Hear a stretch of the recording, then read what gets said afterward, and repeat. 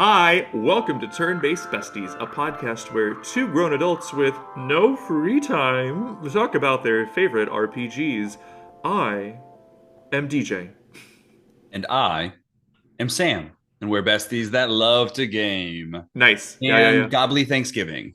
Gobble, gobble, gobble. Turkey Day. Yes, Happy colonialism day, I guess. there you go. Yeah, get together, eat some good food, enjoy friends and family, or yeah. Enjoy the massacre of, an entire Well, people, but it's fine. Oh, well, we don't want to enjoy that part. we won't enjoy that part. It's Yeah. fine.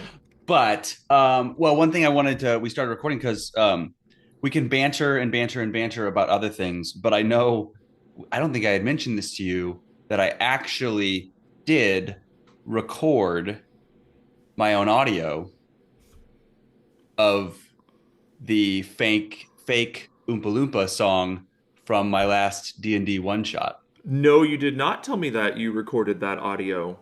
I did.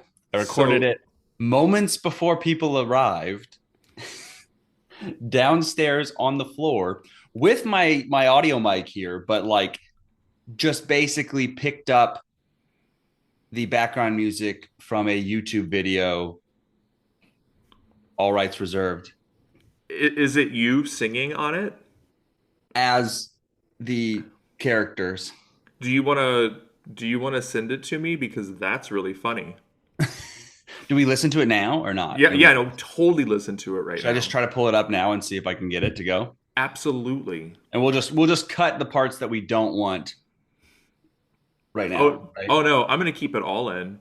But it might not, it's going to be from my audio speakers through this and then recorded. Okay, whatever. I'm 'Cause going to keep it in. it's already poorly recorded. But let's see. I think this is the right one. Okay. Can you hear it?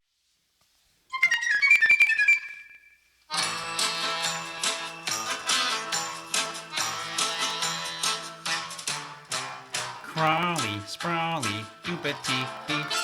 If you were wise, you'd listen to me. Danger lurks in the basement so deep. Pieces of creatures who no longer creep. What do you get when you drink a potion?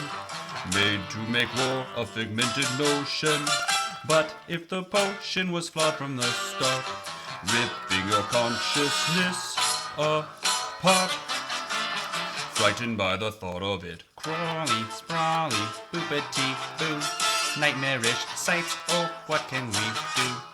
You can live in the laboratory too, like the crawly, sprawly, boopity doo. Boopity doo.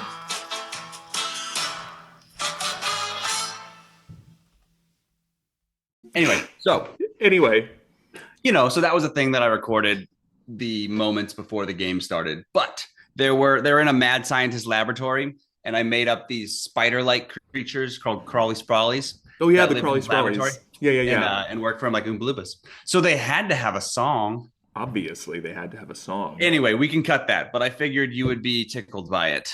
Tickled by the Yeah. Crawly Sprawlies. Can you actually send that to me because I'm just gonna make that our new theme song. No, it's not good, but it's funny. Oh, So, Sam, you misunderstand me. I never said it was good.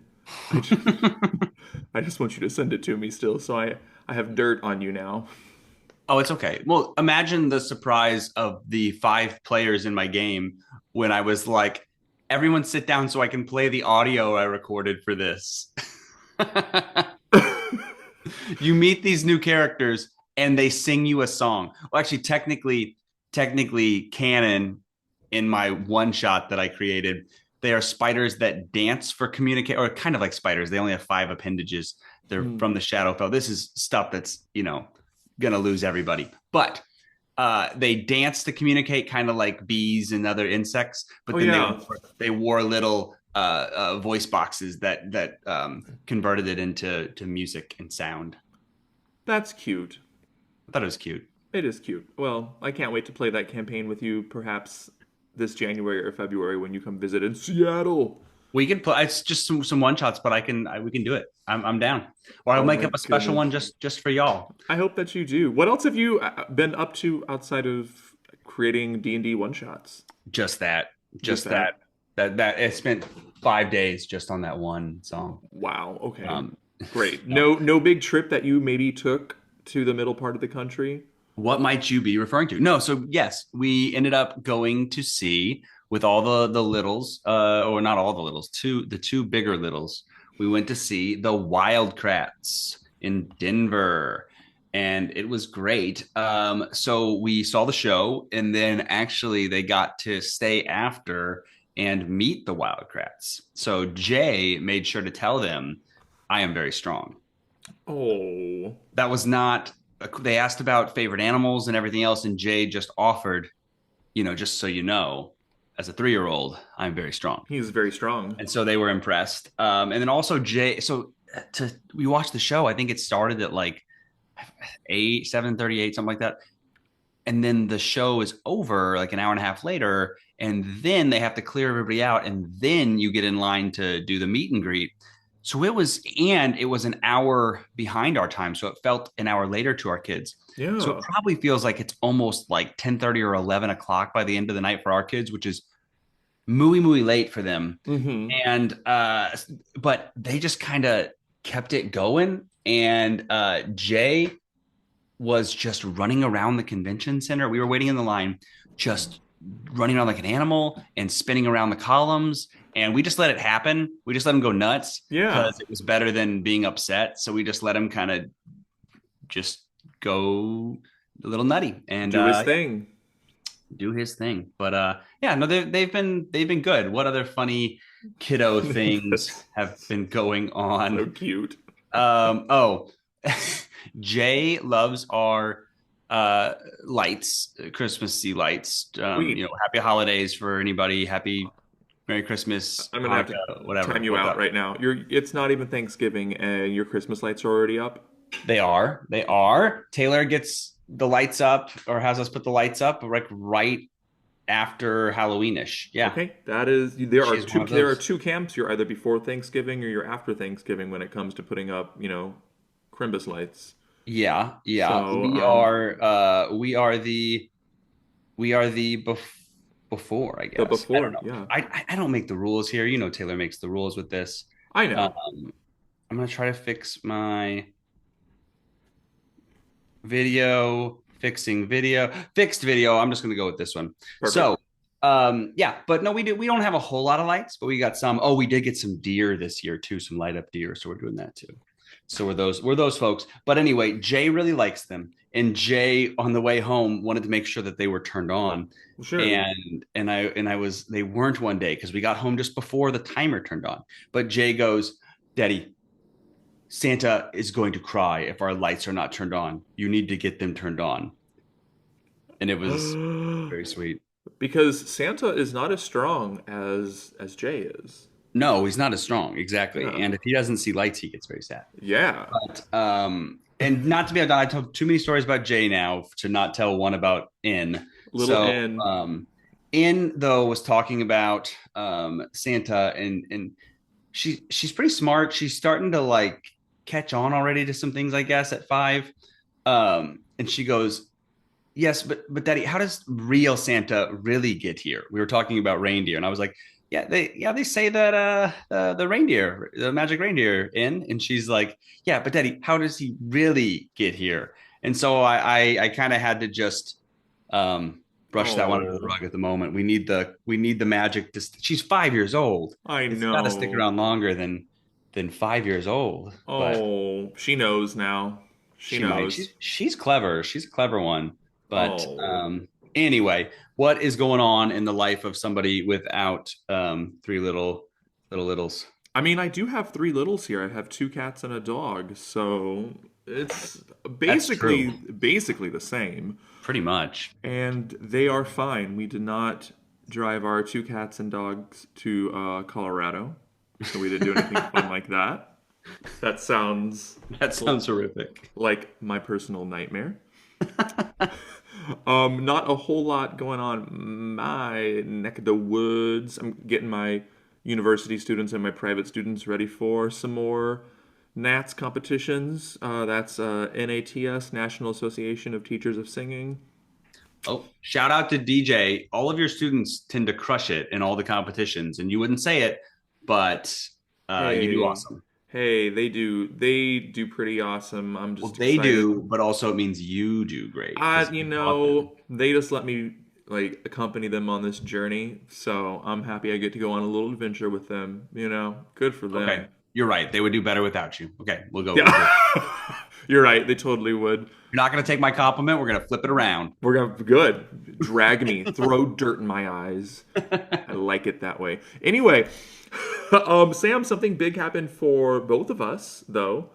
While we have been away since Halloween, the two of us and our two lovely spouses finally have purchased our tickets to Japan for the Woo! fall of 2025, y'all.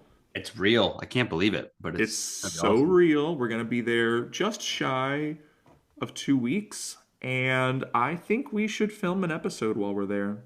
I think so, especially now that you got the smaller portable mics. Let's My do it. little lav mics, yeah, we're going to do it, man. I So, think it's a yeah. great idea. We just have to think about what do we do? What's special enough to do for a Japan episode? Well, we have 11 months before we go there. I think we'll probably find something to do We got time. where maybe we could walk around Shibuya and be like, this is the actual site for Persona 5, or we could That's go to true. like the Square Enix Cafe or the Nintendo Cafe. Wait, what am I saying? We're gonna do all of these things. We're gonna do all those things. Do we just do that? We just do react to the different things that are video game based. We go to the Nintendo theme park or the Nintendo museum. Wait, there's a Nintendo theme park? Oh yeah, the Oh. Mario Land thing or whatever. Yeah. Oh, we have to go to that. Is this really just our trip and Taylor and Max get to come with us? Or wait, is there one in Japan or is there one here or is there both? There might be both. Well, We I have some don't research to know. do. Okay, We have yeah, some research. obviously. We'll do a little bit more research before October 25 comes around. Well, this is But fun. Well, we got a lot of time to think about it. And you know what? Maybe I know it's 11 months away, but maybe we'll be on our second or third playthrough of this game that we're talking about today. maybe we Still. will be. Maybe we will be because neither of us, admittedly, have finished it yet. But we both put in just shy of 40 hours each, or pretty Yeah. close. So I think Yeah. that's more than enough time to cover potentially game of the year for a ton of gamers out there. It is none other than Metaphor ReFantazio. ReFantazio. Ta-da. Boop boop boo.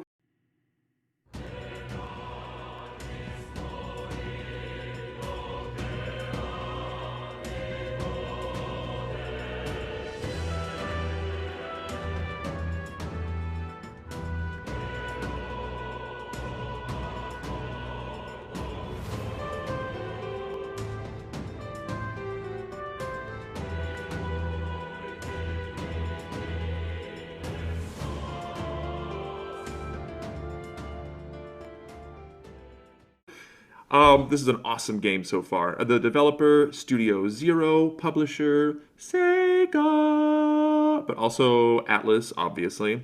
This was just released back in October 11th, 2024. Released for PlayStation 4, PlayStation 5, Xbox Series, XS, and Windows. I am playing on PS5. Sam, you're playing on Xbox, yeah? I am, yes. Nice.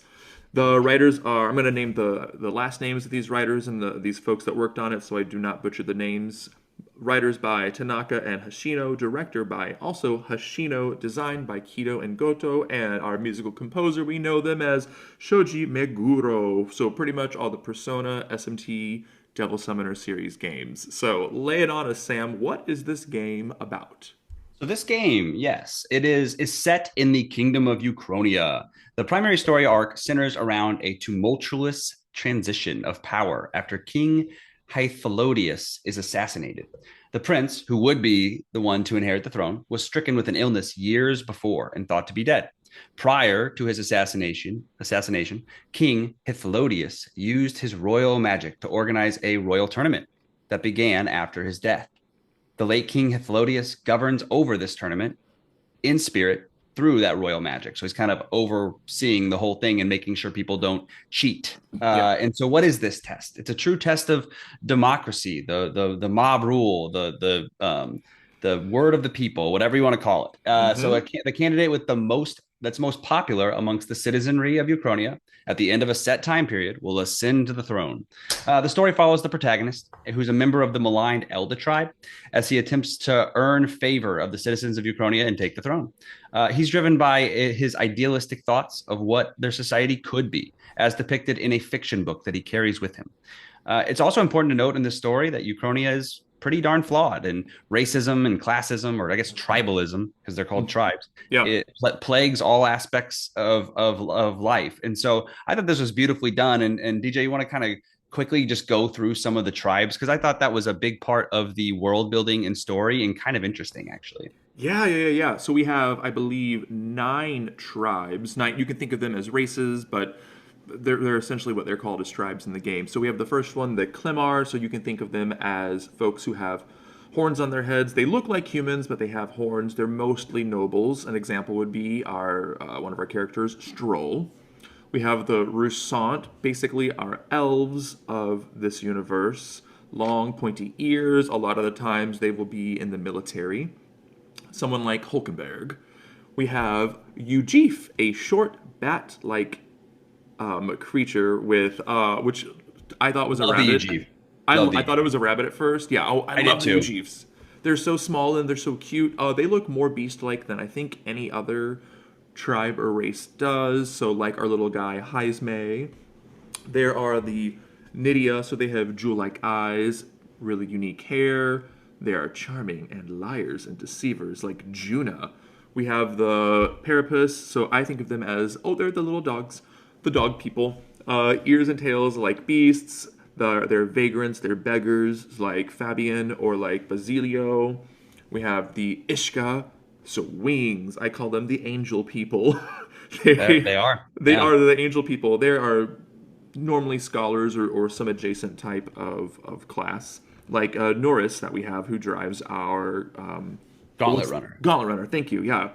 We have the Rogue, which is the darker skin or alabaster pale skin, can live twice as long as other tribes like Grius or Brigitta. The Mustari, those folks have a third eye with the ability to see magic. Magic in this world is called Magla. They have heightened sense. Someone like Yufa, who I've not gotten yet. I don't think you've gotten her yet as well. Not quite. And then what our protagonist is, the Elda, from the word elder, as they're thought to be the descendants of the original humans that predated all the tribes. No real defining physical characteristics. They are shunned by sancticism, the prevailing religion, as they have ability to awaken archetypes and use igniterless magic. So yeah, those are the 9 races that we have in the game. Yeah, it's really cool. And I guess like lore-wise, that Magla or the magic that's sometimes just out in the world too, kind of mutated or warped the tribes from the original starting race, starting tribe, starting species, whatever, into all these different tribes. So I think that's really cool. And then so we're just hinting on this because the world building of this game is so immersive and so well done, and so I want to harp on it whenever I can. But so what is the game? A little bit more about the game itself, not just the story and the tribes, but it's a JRPG. It's fully 3D world, not a 2D situation at all. And then you have a lot of battling and combat as you do in JRPGs. Within battle, there are non-random encounters, so you'll see the baddies on the battlefield in the dungeons, and you can go up and initiate a combat. But there's both action combat as well as turn-based combat, and it's a pretty unique system. I think there are a couple games out there that do some similar things, but it's pretty unique and really fun. So the action combat, you can go up to them and you can slash them and attack them, and sometimes if you're strong enough, you can just take them out. You don't even have to do a turn-based. You take them out, you get the XP, you get the money, you can get items, you can level up, or you can hit Y and mine, whatever button, and you can go into a turn-based attack. So importantly, though, if you want to keep hitting them and break down their meter enough, you might stun them before you start this turn-based attack. And that will make it so they can't attack at first. You get the first attack and all these things. So it's really powerful to stun them before you go into the turn-based battle. Yeah. The drawback of that is they can do the same thing to you. Yeah. And I'm just playing on normal, but the few times that they have kind of snuck up on me and gotten me, it has been close to a total party wipe. It is a huge power difference there. Yeah, one way or the other. And so within the turn-based battle system, it's going to utilize the kind of Atlas-centric modified press turn system. So will have action crystals, generally up to 4, eventually up to 4, and you can try to exploit weaknesses. So certain bad guys will be weak to ice or fire or some sort of damage, or critical hits. And if you hit a weakness or get a critical hit, then you will only have that action crystal. So you have 4 action crystals and the ability to use each one up to twice. You have the potential for 8 different actions each round. You'll use magic and physical based attacks. Some of them consume your MP, kind of like your mana. Some will actually take your HP, depending on what class you're using. There's also a front row versus back row type mechanic. So if you're in the front, you're kind of exposing yourself more, so you might take more damage, but you're up closer, so you can deal more physical damage. The archetypes are a huge part of this. So it's basically the job system, or the job or class system.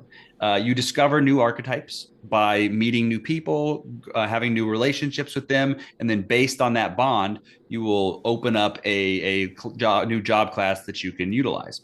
There's also, within each job class, it might kind of level up or evolve Pokemon style into a new class that's more powerful above the next. So you have these archetypes, and then they can also level up to different classes. Let's see. Each archetype, you have some customization options. So maybe it's a mage that can do magic and those kind of things, but you'll have a few extra skill slots that you can inherit other skills that might do something different. Or if you have a physical based one and you want to give them a magic attack, you have the option. It's very customizable. You have equipment. I'd say it's rather basic with the equipment, which is fine, but you have a weapon and an armor, and then a gear slot, which includes shoes, helmets, certain things like that, and then an accessory slot. Just a note here, there's a purification system. You can take different weapons that you find, you can purify them at the church in one of the main cities, and then they'll become super powerful and have like an extra effect to them. So those are some really fun weapons to use. Within the battle system, there's also synergy attacks. So this is another level of complexity, and that 2 different characters can work together to perform one attack. Based on the archetypes that you have, you'll have different synergy attacks available. So maybe you've got a mage and a brawler, or a mage and a seeker, or whatever. Like if you have the right combo, then they'll have additional synergy attacks that they can use that will take 2 of the crystals, 2 of the action crystals to use. And then you're going to explore dungeons, and that's where you're doing these battles. So you'll explore different floors, you'll find different loot, and you'll fight different bosses. There are the big time story beat puzzles, dungeons, like at the end of the month, kind of like the calendar system is back. I guess we didn't mention that, but the calendar system is back, similar to Persona games and everything else like that. But there'll be the big dungeons at the end of a set time point. It'll say in the next 2 weeks, you have to complete this dungeon. And those are, like I said, the bigger ones. But then there's also smaller dungeons, which you might pick up a bounty, like to fight a certain baddie within a certain dungeon and get paid for it. And so you'll do a mini dungeon, or it'll be a side quest that is related to a different dungeon. So there's a lot of additional dungeons, which I thought was just great, because exploring the dungeons, fighting, it's kind of my favorite part. In some of the other Persona games, you might only do it once a month or once every few weeks. And so this allows you to do a lot more of the action-y fighting part of the game, which is great. Yeah.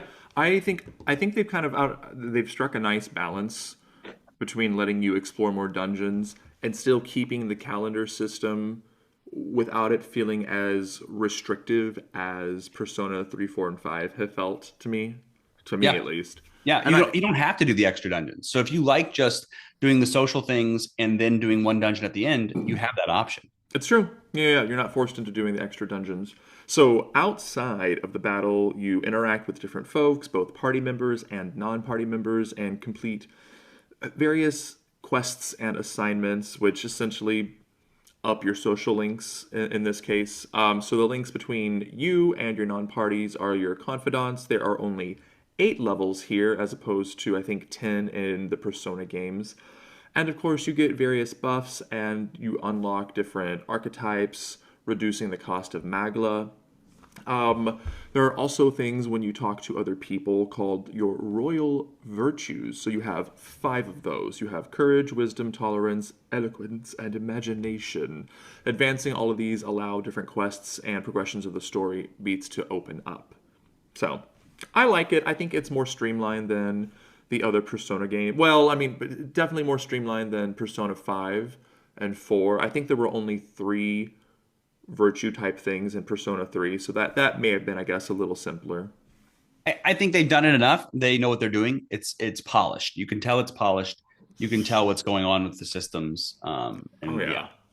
So we can't talk about an Atlas game and not talk about the visuals, how it looks. It is beautiful. Oh my God, yeah. Highly stylized, gorgeous artwork here. Pretty classic Atlas style, but with its own kind of flair. So characters themselves, the models are anime, hand-drawn style, some cell shading areas. You will get, between the gameplay, some cutscenes, which are just strictly kind of drawn, hand-drawn anime cutscenes. You'll also have some interesting, almost diorama-like with water painted aesthetic areas. Like I'd say the map I would describe as that, and some of the menus I would describe that way, which is really, really cool in appearance. Most things will have a black outline that really makes the colors pop and the lines pop. And then menus and the user interface, the UI will just kind of blow you away, right? You generally aren't just reveling at a menu or something, but that's kind of what they do. And it makes every aspect of it fun to interact with. I mean, it really does with, Persona 5 and 3 and Metaphor. And I assume SMT 5, because you played that. The menus are just so beautiful to look at, which I think if you're not a gamer, that must sound really dumb. But they're just so beautiful to look at. And I think fairly easy to navigate. I think so. Yeah, I think so. I mean, I can get along with games that aren't, but then don't have beautiful menus and whatever else. Like for some reason, coming to mind is the Nier Automata, which I love that game, but like just the text is so tiny and everything's just gray and white and stuff, and it goes with the aesthetic of that game. But you can tell that they didn't put the same love into the menus on that one. Yeah. Not trying to throw shade at a game that I love, but it's fine though. And I have to interject. I was doing a little bit of visual research for the game. So the art style, and let me know if you knew this before we chatted about it too. I think this is so cool. The art style of a lot of the bosses in this game are often called humans. Very cool. They are based on the surrealistic Dutch artist Hieronymus Bosch. Gosh, I'll get those names right one day. Bosch, 16th century painter, and his work features humans depicted in a purposefully grotesque kind of way. So some of the human bosses that are literally Bosch paintings that have come to life on our screens. So like the Homo Ovadus monster, so the egg monster, I think that's the second boss that we fight in the game. Or the Homo Gorleo monster, so the owl-like human that you first meet with Stroll. Those are ripped from Bosch paintings. I didn't know that. That's awesome. Really cool. Other non-boss monsters like the shark monster that has human legs. Yeah. That's ripped, not ripped, but that is taken from a painting. There are others like Homo Yaluzzo, the baby doll face monster. Have you gotten to that yet? Yeah. So that's Bosch inspired, but it also calls more on the 18th century Rococo art style. I just love that it pulled from these paintings. We'll have to put them up on our social media so people can see them. Yeah, we need to look into those. I mean, they're frightening and definitely grotesque, and but it's supposed to be that way, right? Like the humans are supposed to be grotesque and scary. So it is. They're outlandish in a way that if you've played another Atlas game, you're like, yeah, that tracks. That's just what they do. I wasn't really thrown off at all, but which makes me think that maybe previous Atlas games. Maybe they also have some Bosch inspiration going on there. We need to dive into that too. Maybe we do. Oh, going on to my favorite part about the music here. Oh gosh, I just had so much fun looking up stuff about this game, Sam. Good. We already talked about Shoji Meguro and the awesome music that's happening here. In the very beginning, this is a little side bit that I thought was really cool. Remember when Gallica's like, I can play music in your head to calm you down? It's like in the first 10 to 15 minutes. So, canonically speaking, the music you hear as the player is the music that's literally playing in Gallica and the protagonist's head. They just gave a reason. Oh, wow. Yeah, right? Oh, cool. Yeah. No, I didn't. I guess I didn't catch that part. Yeah, so there's storyline reason as to why there's music in the battles, or music in maybe emotional parts of the story. That's awesome. Yeah. And that fits so well with kind of the theme throughout, that you, in a way that you're in a fiction, right? You're in a developing story, and so that tracks. Yeah. So we have to talk about the battle music, man. It's so cool. So the chant that we hear is based on Esperanto, but it's not Esperanto. It's still an original language. And Esperanto itself is an auxiliary language. I'll get to that in a moment. Which means the composer and their team were really mindful of the theme of the game, because an auxiliary language is constructed for communication between people who do not share a common first language. So this hits even harder considering an underlying theme of metaphor is racism and bigotry, and this quote-unquote made-up language is trying to be a bridge of commonality. Oh. Yeah, Isn't that so cool? That's cool. It's not like you have to learn my language or I have to learn your language. It's we're going to both learn this together. Yeah, it's really cool. Plus, I don't know who the artist is, the chanter for the battle music, but like they, invite them to a video game show, give them the award. It's so cool sounding. Yeah, I wonder what category that would be, but I hope that person wins an award. I hope so too. Well, cool. No, that's so cool. Thanks for doing the research on that. That's awesome. That's why games like this succeed, and why games like this just kind of strike a chord with so many people, is that they really cared and they put the thought and the effort into the game, and you feel it. Even sometimes when you don't know the deeper meaning, you still kind of feel it, and then hearing it clicks even more. You do. It's kind of, not to derail it too much, but with the themes of the game, the political themes and racism and bigotry, it's all almost a little too on the nose for what goes on in real life, and for our U.S. listeners out there, for maybe what the U.S. has experienced or may experience post-election. Yeah, that's why. Well, that's one reason I'm really intrigued by how it will end, and I've only heard great things about the ending. Same. Is that he almost seems too aspirational and too rose-colored glasses on the future. The protagonist I'm talking about. Yeah.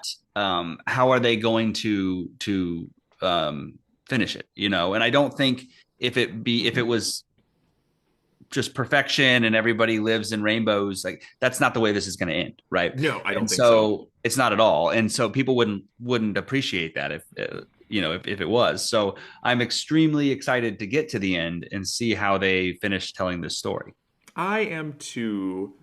Speaking of the story and just our awesome characters that are in it, I would love to hear who some of your favorite characters are, and then I will let our listeners know who some of my favorite characters are. Totally. I think all the characters are rather endearing and fun. Heisme is a blast.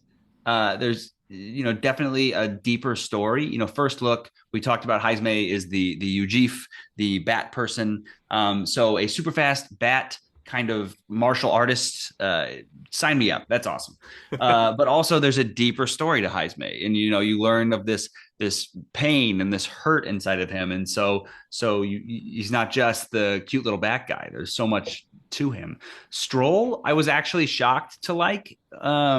His story gripped me more than I would have thought. So, most of the time I think of a noble, and most of the time they're kind of annoying, and they're just, they're a noble. They might be a pretty strong party member, but they're annoying. But him trying to live up to his perfect ideal of nobility when nobody else does, I kind of like that. Nobody else is living up to that, and he's going to hold himself to that standard to be what he thinks a noble should be. Yeah, and that really strikes me. And then Neurosci, I really like Neurosci. He's an insane inventor, psychopath, basically.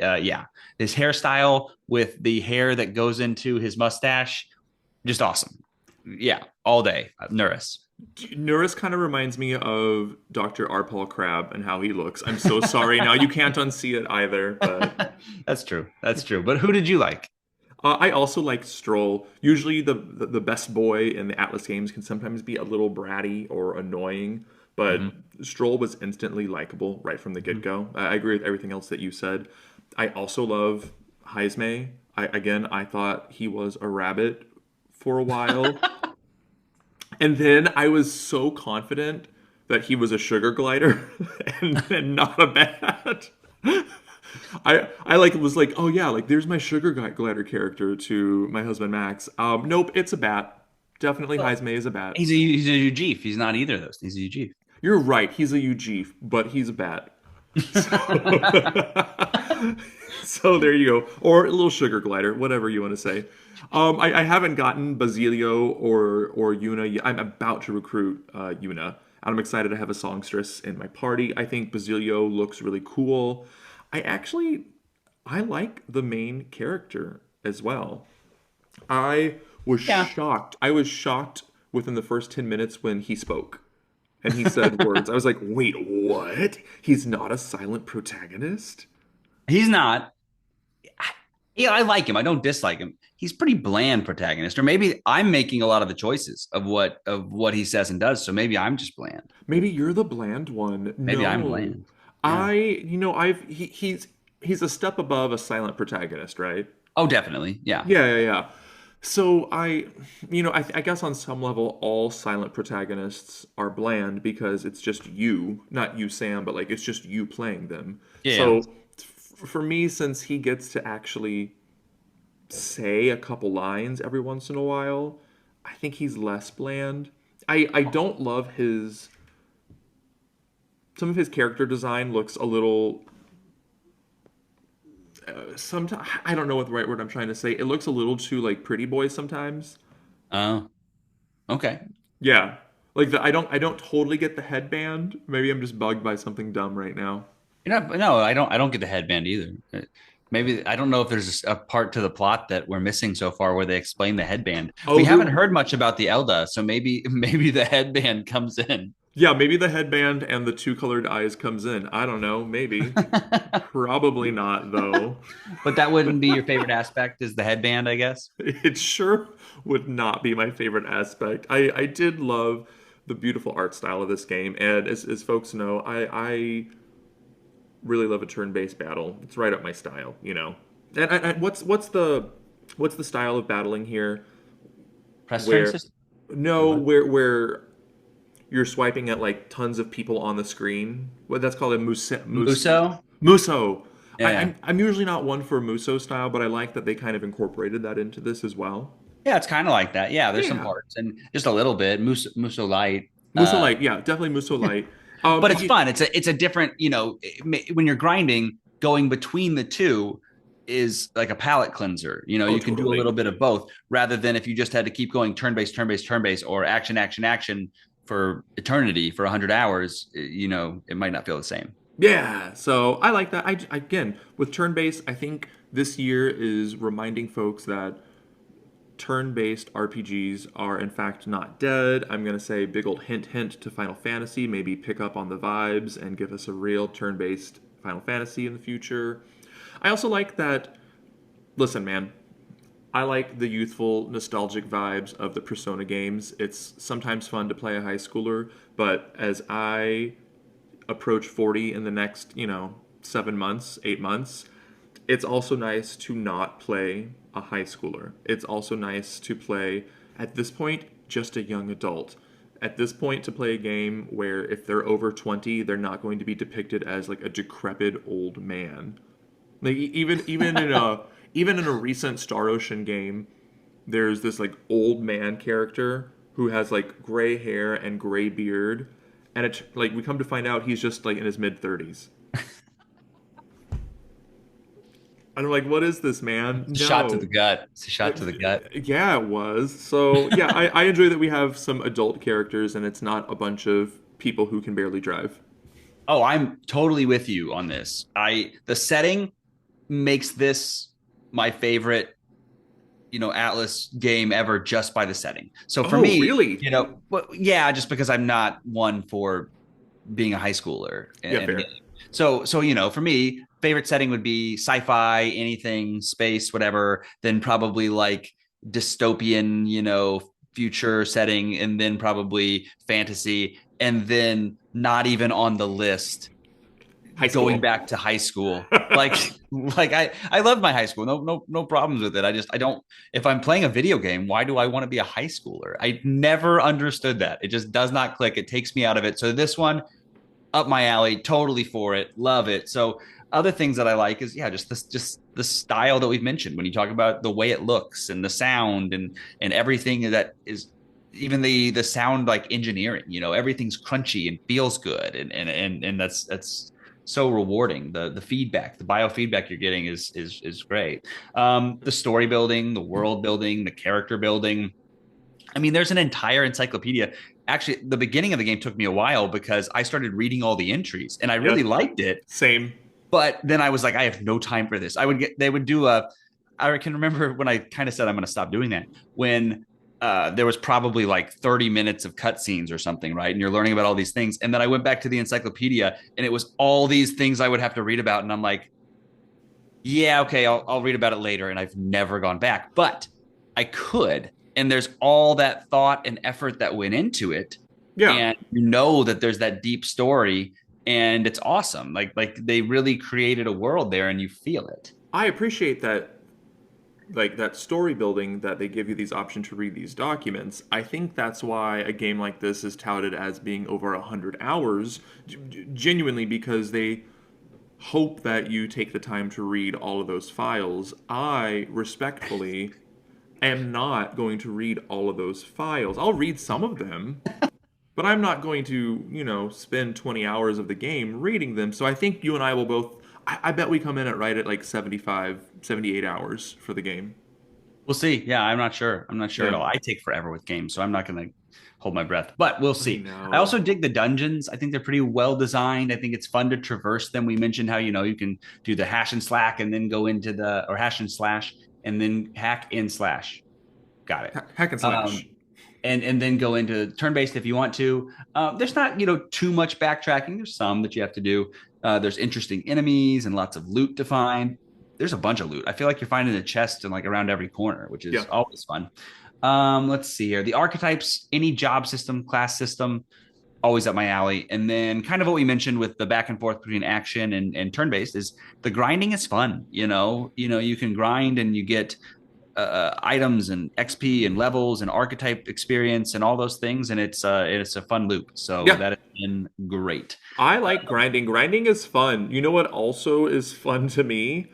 Listening to you complain about a video game, because I'm going to come at you. I'm going to be like, no, you're wrong. No, you're wrong. So why don't you, Daddy, why don't you chill and give us some of these complaints? Okay. I always have critiques and things, almost always. Yeah. So I'm going to do it now. I think it's been completely evident that we love this game and there's so many positives, but I'm going to go off just for a second, a little bit off the beaten path. Okay. So this is just an Atlas thing, a Persona thing that's bugged me always. The MP, the mana at the beginning of the game is just a frustrating situation where you don't have enough of that resource to do what you want to do. They give me all these cool abilities, they give me all these cool attacks, and they say, oh, guess what? You don't have enough mana MP to do it. You have no way to regenerate it, and you're just hosed if you can't do it. And that's frustrating to me. It's like you have to get far enough in the game that you focus all your efforts, because this is what I do, on getting MP rejuvenation abilities and accessories, so then you don't have to worry about that anymore. And so that bothers me a lot. You look Well, like you have something to say. I'm just gonna say that's just called a challenge in the game. That's just a difficulty. I mean, not a difficulty setting, but I hear you. I don't completely disagree with you, but Atlas games I think are pretty notorious for not holding your hand from the get-go. I get that resource management is fun, but I don't want to just do a resource management sim. And that's what they kind of do at the beginning of every game. I feel like the first dungeon for sure in Yeah. every Atlas game is like, how are you going to manage your MP? That's the only thing that matters. Well, and that's because you and I are also we're not completionists. You are more than I am, and we're not trying to maximize every single stat. But we know with an Atlas game, especially if it's a Persona game or like a metaphor game, if you don't complete the dungeon the second you go into it, you start losing the ability to up social links. So that's where the resource management can become a little frustrating in the first, maybe second dungeon also. Yeah, and then that feels bad because you're not sure you're not optimizing, and I am an optimizer, so then that feels bad to do. So you want to finish it in one go. So yes, exactly. I get you. Balance wise, I would say there's a few balance tweaks that I have an issue with. Specifically, it's what we talked about before with the stunning and being stunned. The difference between a battle, if you get stunned and hit first, and they versus if you stun the enemy, is the difference between a very difficult battle where you might die in full party wipe and a trivial battle that you don't even get, you go unscathed, right? Like it is completely that much of a swing. I love that though. I mean, it makes every battle seem like the stakes are high. There's a trash mob could take you out if you get cocky. That's true. You do have to always be paying attention. I agree with that. And I think we mentioned this before where like a lot of games that when we chatted outside of the podcast, a lot of games that I play, I might be listening to something on the side or watching something on the side sometimes. But this one is one that I'm most often engrossed in the game because of the story and because of how engaging it is in the music and all those things, but also because of what you said that I don't want to get got. Don't get got. So let's see. Battle system wise, I like it a lot. I think it might be a little bit simplistic. Maybe I just haven't challenged myself a lot, but you don't have a bunch of items. It's only one. There's only a little bit of customizability to the class. If you add maybe a skill or two there to make it a little bit more customized. And again, there's not that much equipment. The synergy skills, I think there's a lot to do there that I need to work with more to get that complexity that I'm looking for. So I think I just need to kind of work with that. But it seems almost a little bit simple at times that, if you have, one or two abilities that are the thing the enemy is weak to, you'll probably win, and if you are weak to the areas, you'll probably have a little bit of trouble. So yeah. And then the last thing is it's just because I noticed it, but the loading screens, like every time you walk into a tavern, you walk into a shop, you walk into whatever, and then loading screen, you walk into somewhere else and loading screen, you go up a hill and loading screen. And so that bugs me a little bit. I wish I could just kind of do you have it's pretty fast. It must be pretty fast on the Xbox though, right? It is, but it's still a few seconds and then you're in, and a few seconds and then you're in, and a few seconds and you're in. So I'm being nitpicky there, but yeah. But when you can play, okay, sorry, I'm gonna be a little bit of a Nintendo fanboy, I guess, for a second. But the game that you don't like that much, Tears of the Kingdom, gigantic map. Yeah. You can go from the top of a sky island, jump down, go all the way down to the bottom of the depths, no loading screen. Go all the way down there and keep exploring. Well, that's fantastic. It is fantastic. You should play it. I will. I'll play it one day. Anyway, okay. So that is off my soapbox. In general, love it. But those are a couple little grapes. Fair. So, DJ, if after you get through it, you're so happy, but you're turning around to do it again. What do you do in a second playthrough or a new game plus? I think I would. Not that I don't feel glued to a guide right now as it is. Yeah. But I would use less of a guide a second time through, and I would maybe try it on a harder difficulty. I would probably experiment more with, I guess, with archetypes, but really with trying to find the different synergy attacks. I'm kind of just rolling with what I have, and when it comes to synergy attacks, and being like, all right, I guess this is good enough for the boss, or I guess it's not. Try again. Oh, I love that you can try the battles over and over again. I do like that. Sorry, I It is didn't mention nice. that. It's nice to have the option. Yeah. Yeah. What about you? Anything you do on a second playthrough? Definitely harder difficulty. I would use different archetypes. I feel like I sometimes get stuck in the way of the ones that I'm used to and like. I would, along the same lines, I think I'm doing mostly a physical damage build for my main right now because you can allocate where you put the points, right? So I've been putting them mostly into physical damage. So I would probably switch that and do a magic damage build on my second time through. And then, yeah, just experimenting more with the different combos of archetypes to get different synergies. Yeah, that's what I would do. I'm building a magic build. Oh, so we are doing different. We That's are good. doing different things. Yeah. That's cool. Yeah. Let's see here. If you were telling somebody though, the first time playing, because a lot of people will play this for the first time. It's a very Yeah. popular game. Yeah. What tips are you gonna give them? Don't worry about the options when it comes to different dialogue options for your confidants or for your social links. What I love that they've streamlined in Metaphor is that as soon as you enter into that cutscene to up your social link, you will up that social link no matter the option, and that's really nice that you don't potentially keep yourself from upping that social link, or like in Persona 3 you can sometimes go backwards. So yeah, just to don't worry about netting the right answer, because if you do get the right answer, quote unquote right answer, you get a little bit more magla, but it doesn't really feel significant to me. Maybe I haven't played enough of the game yet. Yeah. Yeah, I totally agree. I think that's been so refreshing in this one that you don't feel you just answer like you want to answer. Like you are playing the protagonist, you are playing the character. Yeah. The big emphasis in this is that you are writing the story. Yeah. And so for this one, you can do that and not feel stressed, which is great. Yeah. And then I would tell them too, yeah, just do what you want to do. And if you get lost, there are the tools to kind of, check in and see what other people did with their time that day and check in and see what other people did with you can even see what builds they have and archetype builds in dungeons that worked for other people. And so if, just go for it. But if you need these additional assistances, you can do it. There's guardrails. Oh yeah. I like, you know what you haven't talked about? Maps. What? You're such a map guy. And the maps in this game show you where the treasures are, and I appreciate that.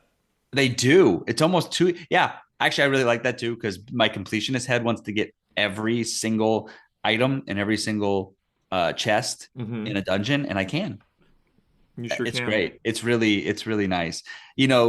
Part of me, sometimes there are secrets though. There are like secret passages. You have to figure out how to get to it. Yeah, that's true. Show you where the passage is.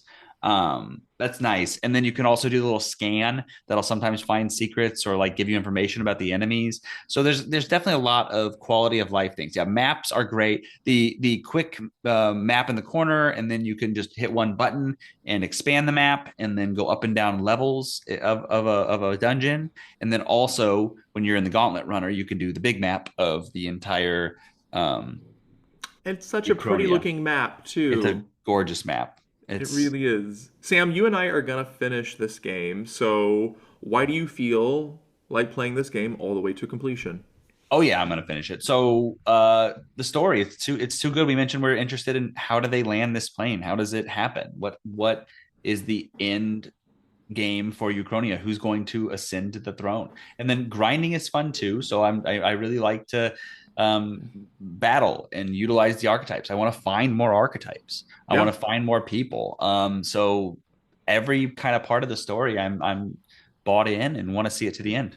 I'm same. I like the story. I like that it feels magical and fantastical, ReFantazio, if you will. Nice. But it also has a sense of feeling grounded, that they're dealing with real world issues that we deal with in the real world, like politics and religion and racism, etc., and classism. Oh, totally. And I guess to the wrong listener, they might think like, "Wow, that sounds like such a woke game." And whatever. I guess if you really want to feel that way, I don't feel like any of the. I can't believe that game's a woke game. That's been lobbied at other games like the new Dragon Age game or the Baldur's Gate game. I don't really think those are. I think those are bad actors who are making those arguments. But I have seen a lot of people making arguments toward those games. I haven't seen the same thing lobbied at Metaphor. I haven't either. No, I definitely haven't with Metaphor. That's why I was kind of, you were talking about it as a woke game, and I haven't heard that critique of Metaphor. I do Yeah, get it that, I mean, classism, racism, tribalism, different things like that. That's just every society or a lot of societies. So I don't know that that is anything special. Maybe I hadn't thought about this before. Is the reason it's not getting as many stones thrown at it? Are there very many LGBT. LGBTQ? I'm thinking about what I'm going to say and not the letters. Sorry, but you know what I mean. Are there very many like examples of that in this game at all? There might not be, at least not that we have gotten to yet. And that's another thing to say is there's no romance option in this game. So it's not. It's just not a point. It's just not a point of emphasis. They just don't even talk about it. Yeah, just another checkbox in the mark of there's a section of gamers who hate queer people and queerness and will throw a stone at it no matter what. That's what I'm saying is like if they don't address it in this game for whatever reason, or it's just not a part of Uchronia, or it just since they don't. I think you hit the nail on the head with if they don't have romance options, it just doesn't kind of come up. They just don't mention it. Yeah, because I don't think they mention they don't talk about the sexuality of any characters. They almost don't even have characters like flirting with each other. that's true. Yeah. So maybe it's just like an asexual game. I don't know, but maybe that's why it's not bookmarked as that or labeled as that. I don't know. I guess I don't know. It's just something I was thinking. Yeah, sorry to derail us a little bit. We're derailed, but we're going on. This is an important derailment, and we're gonna see how this sounds, I guess. Yeah, we will. Yeah, we will. Sam, I'm super excited to hear what are you. I don't even know. What are you talking about for our little moment of medical knowledge? Our medical moment today. Yeah. So, we were talking about the pineal gland. The reason. Okay. The reason. Okay. So the Mustari, the one tribe that has a third eye. Mm-hmm. The reason we're talking about the pineal gland is because it is seen by some to be the human's third eye. Some people try to get very mystical with this. Okay. I feel like this sounds like something up your alley, actually. But I am very witchy, so. I know. That's why I thought you might know about this. But I will read our disclaimer, even though I'm not giving any sort of medical advice about the pineal gland, I don't think. But Turn-Based Besties is solely for fun and educational purposes. Anything discussed on the show is not meant to diagnose or treat medical conditions. This information is not a substitute for professional medical advice. You should always ask your medical providers about potential health concerns. We are a video game podcast. We are not a medical podcast. So yeah, you nerds. About the pineal gland. So yeah, you nerds. But it is so people talk about it as like your third eye. It's this tiny itty bitty little gland like in the middle of your head, of your brain, of your skull, of your cranium there. And I mean it makes melatonin. It helps with sleep and wake cycles. So evolutionarily and biologically, it has kind of a link to they think to a photosensory organ that later turned into this hormonal secretory organ, and that's why it's involved in light and dark cycles and day and night cycles. We'll also this fits perfect for this week, Thanksgiving. So the precursor to melatonin is the amino acid tryptophan, which gains notoriety every Thanksgiving when people talk about the tryptophan in their Thanksgiving Day turkey and how it makes them sleep.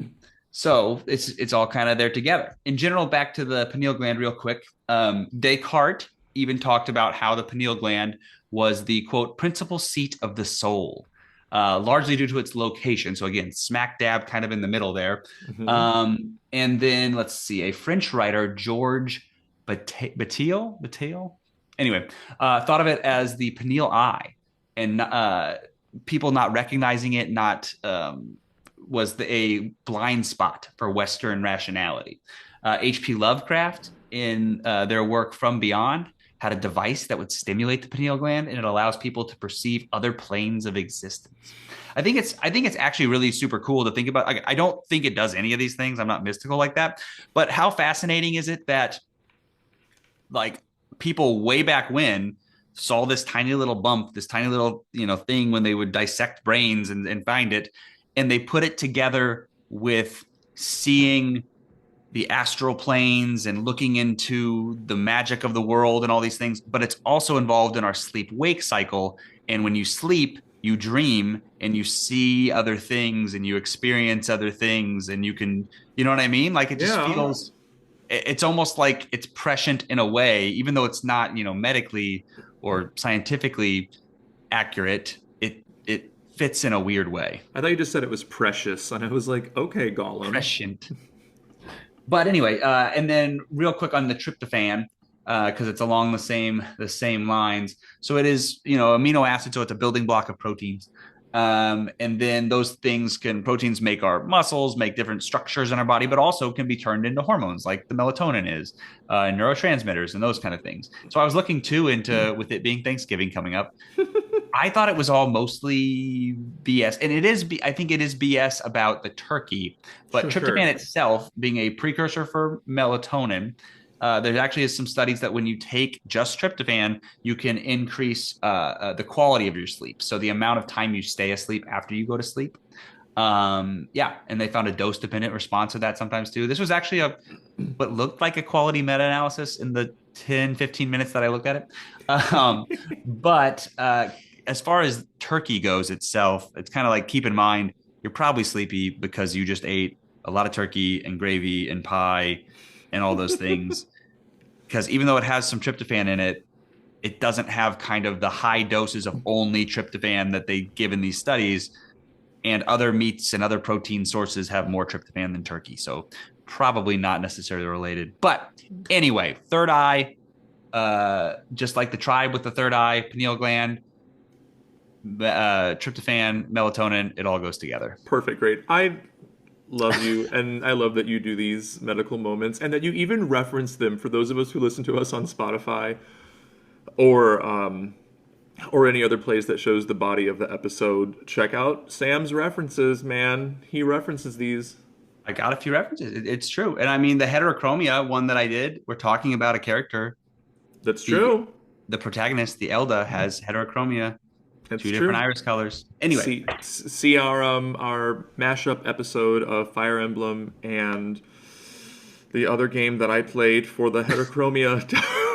What was? I don't even remember at this point. That's okay. It's but fine. What are you playing now? That's what's important. That is what's important. I am just like you. I'm playing Metaphor, baby.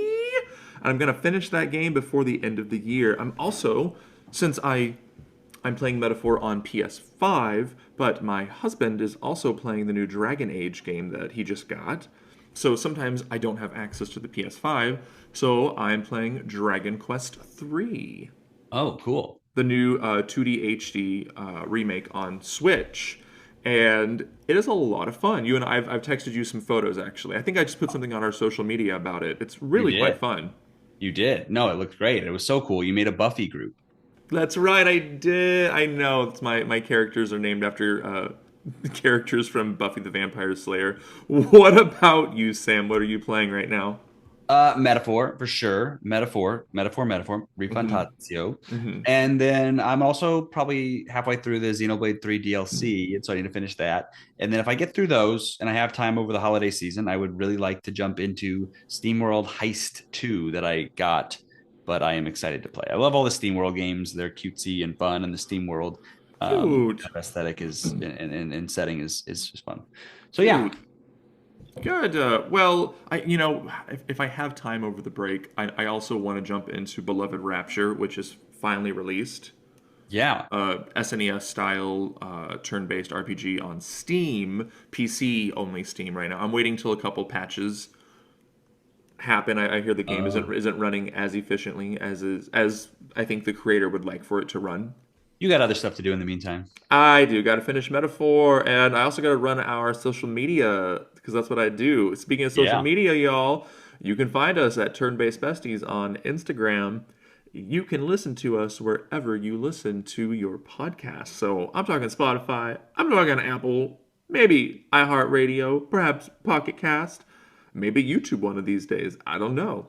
Go to our socials and let us know, do you love Metaphor as much as we do? You can email us comments and questions at turnbasedbesties@gmail.com. Thank you, Zach, for always emailing us. Other people get in line and do that as well. You can check out our next episode in December. It'll be a cute little funny review of Cthulhu Saves Christmas. I'm excited just to see what that game is about. Me too. You know, it'll be a fun little weekend game. Giant thanks to everyone who has so far followed us on Instagram. If you've been listening to every episode, you know what I'm going to say. We're going to break into those triple digits. We're at 86 people right now. So our 100th listener, I'm going to give you a Turn-Based Besties hat. Do I have one that I've created yet? Maybe. I don't know. But I'm going to give it to you. I will mail it. Well, you've kind of created one. I've seen it. I've created the concept. I have concepts of plans, Sam. Well, you know, when we say that,